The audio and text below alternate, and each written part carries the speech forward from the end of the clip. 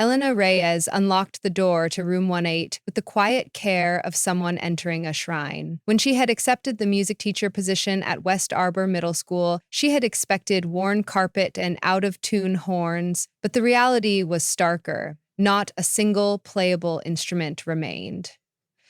A pianist herself, she had hoped for at least a battered upright. Instead, she found only a skeletal xylophone frame, a snare drum minus the head, and a piano bench standing guard over empty floorboards. The hallway behind her resounded with the racket of first-day footfalls. Students shouted greetings, lockers slammed, and somewhere a whistle blew 3 shrill blasts.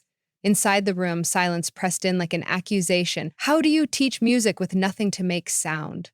Anna placed her tote bag stuffed with staff paper notebooks she had bought with her own dwindling savings onto the teacher's desk. She noticed a slender cardboard box that must have been left by the custodian. Printed on the lid was a cursive logo she didn't recognize, St. Salen's Chalk Co., Estes of 1903. She opened it to find 6 pieces of chalk, gleaming white, oddly unblemished. A folded note lay underneath. For those who still believe in resin. Elena smiled at the poetic flourish, probably an inside joke among previous teachers, and carried 2 sticks of chalk to the blackboard. If she couldn't give the 7th graders real instruments, she could at least teach them to read music. She drew a treble staff in long, confident strokes. The chalk felt heavier than any she'd used, spreading lines of brilliant clarity. When the students filed in, they fell strangely quiet, as though the board itself commanded attention. Welcome to Music Foundations, Elena began. Our voices are instruments, and today we'll use them. Let's start with pitch. She pointed to crude quarter notes she had sketched on the staff, but as she spoke, the notes seemed to brighten on the slate, as though lit from within. Elena blinked, thinking it a trick of nerves, and continued. The class sang whole steps and half steps. They practiced clapping rhythm patterns. By the end of the period, even the most posture-slouched students were sitting tall, cheeks flushed with the effort of matching pitch. When the bell rang, Elena waited until the last child left before turning back to the board. The chalk violin she had doodled in the corner, a quick demonstration of instrument families, caught her eye. The drawing's curves appeared 3-dimensional, casting the faintest shadow on the board's green surface. She reached toward it, half mischievous, half incredulous, and gasped. Her fingertips met polished wood, not dusty slate. The chalk outlines melted into depth, color, tangibility. Strings vibrated at her touch, releasing a timid but unmistakably real G-string hum. The violin arm's length, full weight, rested against the board as if held by invisible brackets. Elena stepped back, pulse skittering. She lifted the instrument free. It was warm, resonant, flawless. Even the bow hung beside it, horsehair glimmering. She examined the chalk in her hand, then the empty room, then the violin again. Questions battered her senses, but one truth blazed brighter than fear. Her class could now make sound. That afternoon, the discovery felt like a private miracle. She locked the violin in the closet, unable to predict whether it would remain or dissolve back into chalk. Fisted, solid as oak, through the night, word spread quickly, though not from Elena. On the second day, during homeroom chatter in the cafeteria, 8th grader Kayla Torres whispered to her friend that Miss Reyes's room buzzed like a hive whenever the door cracked open. By 3rd period, a rumor circulated that a new shipment of instruments had arrived from a secret donor. Students flooded her classroom, faces bright with the possibility of something that belonged to them. Elena decided to test the limits. While the class riffled through sheet music printouts, she'd rescued them from the recycling bin, she stepped to the board and drew a flute. The moment she dotted the last key, the sketch rippled, extruding into reality like a dream breaking its surface. Gasps rose. Elena plucked the silver flute from the slate and held it aloft.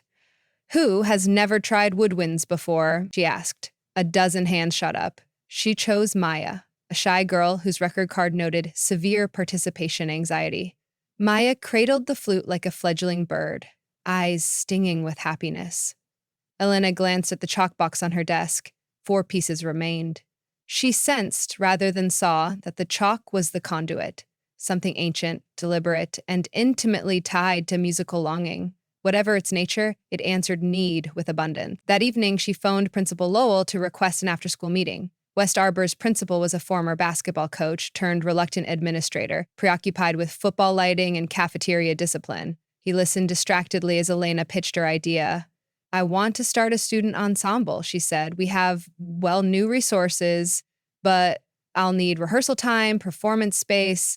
We've got zero budget. The district cut art spending again. You'll have to write grants like everyone else. He shuffled papers. I appreciate your enthusiasm, but the instruments, borrow them from wherever you found them, he said, missing her meaning entirely. Just don't promise kids things we can't sustain. He hung up. Elena sat at her kitchen table afterward, the violin resting on her lap. She drew the bow across open strings, coaxing a D major scale that filled her apartment with honeyed resonance. She decided that permission could follow proof. If she could build a student orchestra strong enough to dazzle even Lowell, the school board would have to listen. The next week, Elena's classes became laboratories of possibility. She set clear rules. Each student would draw the instrument they felt called to. They must treat it with care. No taking anything off campus until she understood the magic's ethical fine print. The chalk obeyed them without fail, whether birthing a tuba's brass coils or the spidery frame of a harp. Every manifestation appeared tuned and pristine. Eighth grader Malik Sievertal, perpetually drumming on desks with pencil sticks, sketched a snare and hi-hat, then a full drum kit. Seventh grader Priya Kulkarni, whose parents worked double shifts and could never have afforded private lessons, etched a cello whose mahogany depth seemed older than the room itself. Even the class clown Trevor Wynn quieted when his hastily drawn trumpet solidified, gold lacquer glowing like sunrise. By September's final Friday, West Arbor's newly christened Harmony Ensemble met for its first rehearsal. They gathered in the auditorium after school, instruments gleaming like contraband treasure. Elena lifted her baton, also drawn from chalk, simple and balanced, and counted off an arrangement of Lean on Me. The opening bars wobbled, swerved, off pitch, then caught steady. Measure by measure, cacophony curved toward consonance. Elena felt tears prick when the final chord rang true, riding the auditorium rafters before drifting into awed silence. Again, she whispered, throat tight. They played until darkness filled the windows. Outside the school, life in West Arbor staggered on. The paper mill layoffs, the clatter of freight trains, the grid of weather-beaten houses where music was a luxury, blasting from car stereos, never coming from within. But inside Room 108, a different economy bloomed, one where currency was curiosity and interest accrued whenever a student's eyes widened at the vibration of gut strings against varnished wood. Still, Elena noticed patterns. The chalk dwindled by half after each week of intensive use. When Malik attempted to draw a second drum set for home practice, the slate resisted, the lines refusing depth. Elena tested her theory. The chalk responded to genuine need, not greed. She gathered the ensemble and explained in gentle terms that their instruments were on loan from something bigger than us, and they must honor that trust. They obeyed, mostly. The magic instilled its own discipline. October ushered in the District Arts Expo, held at affluent Crestline Academy across town. Crestline's marching band boasted new uniforms. Its string orchestra tuned gleaming Italian instruments. West Arbor had not attended in 4 years, but the Expo's open call flyer reached Elena's hands, and she recognized opportunity. She submitted Harmony Ensemble's name. The organizer emailed back a single-sentence confirmation, evidently expecting them to cancel later. Elena printed copies of sheet music for Bill Withers, Beethoven's Ode to Joy, and a percussive arrangement of Beyoncé's Halo Variety to prove they belonged. The week before the expo, anxiety spiked. The students practiced through lunch breaks. They carried instruments carefully but proudly through hallways where basketball posters trailed blue tape. On Thursday, just as rehearsal ended, a board member strode into the auditorium unannounced. Mr. Clarence Wilcox, silver-haired and stern, surveyed the instruments with disbelief verging on suspicion. "Mrs. Reyes," he said, beckoning her aside, "where did these come from? We have no purchase orders, no donations filed." Elena's pulse thundered. She considered half-truths, a private lender, community drive, miracle windfall. But the students' faces, listening, anchored her to honesty. "They came from us," she said softly, "from the kids' own hands." Wilcox tightened his jaw. "Are they stolen?" "No, they're earned." He eyed a marimba shimmering near the wings. "Well, keep your paperwork ready. Liability, insurance, big subjects." He retreated, leaving a trail of cologne and suspicion. That night, Elena feared the chalk would cease, sabotaging the expo. But the pieces remained, luminous in their box, 2.5 sticks left. She smoothed the cardboard like a talisman and resolved that as long as the chalk lasted, she would champion its gift. The morning of the expo dawned cold and bright. A yellow bus carried 27 students and 40 instruments across River Viaduct to Crestline's manicured campus. Elena, clutching a folder of permission slips and epinephrine pens, stared out the window at the town smokestacks. She felt the bus chug uphill on a road paved by donors whose names were etched on bronze plaques.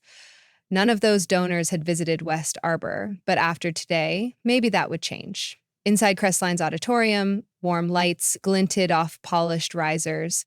Ensembles milled about in matching attire. West Arbor's group wore whatever they owned button-downs, thrift store dresses, sneakers, but their instruments unified them, glowing like they contained small suns. Backstage, Malik twirled a drumstick.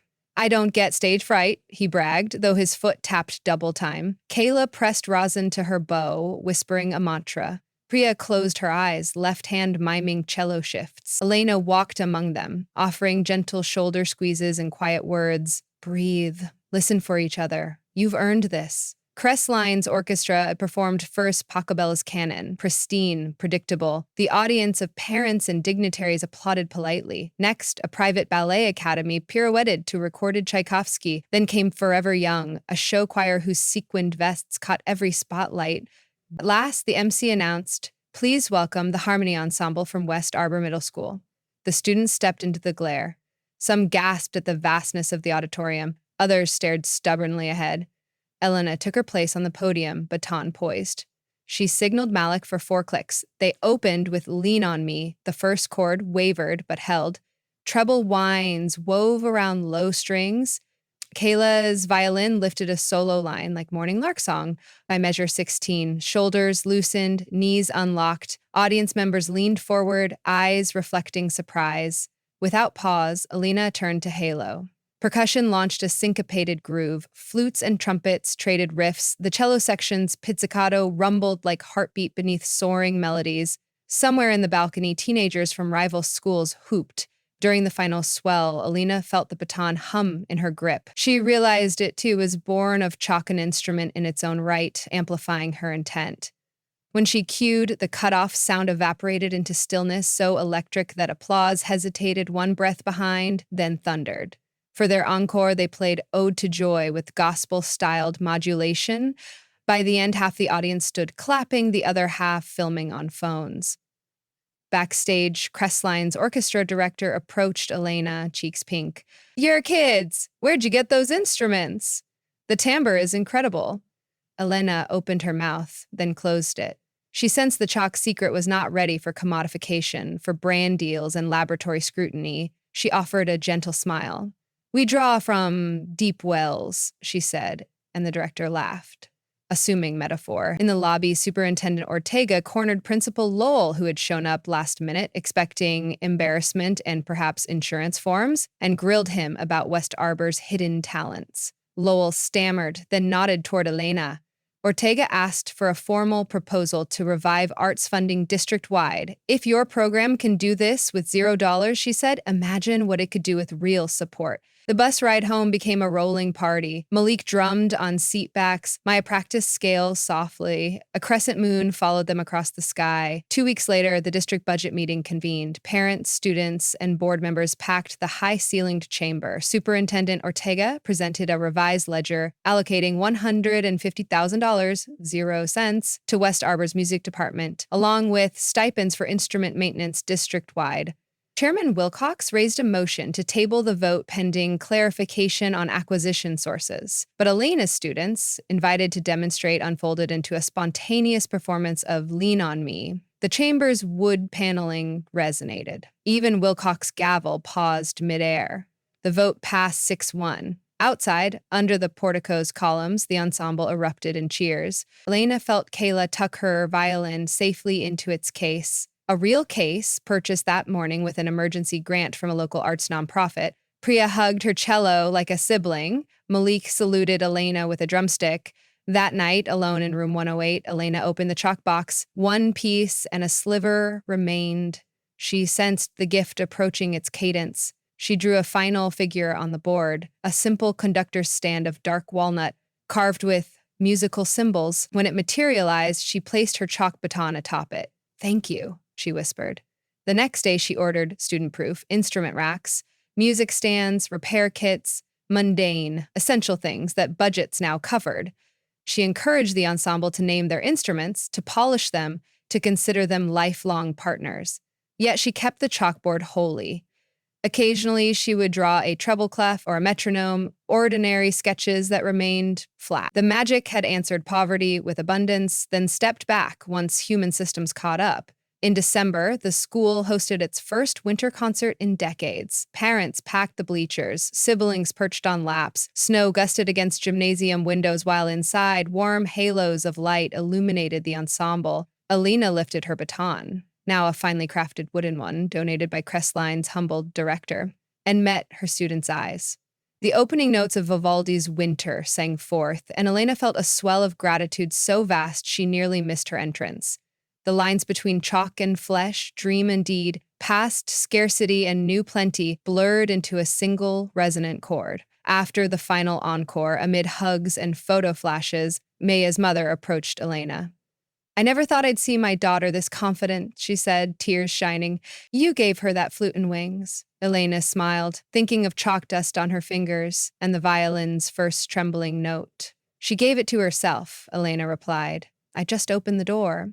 As custodians folded chairs, Elena lingered at the stage edge. The instruments lay in orderly rows, cases latched with care. Music still vibrated faintly in the rafters, like heat after sunset. She thought of how resonance travels, invisible, unstoppable, echoing long after the initial strike. In her pocket, she carried the last nub of Saint Seiyan's chalk wrapped in velvet. She might never use it. She might one day, when need again outweighed means. Either way, its weight comforted her, the physical reminder that belief, when drawn boldly, can shift dimensions and solidify into something you can tune, practice, and hold close to the heart.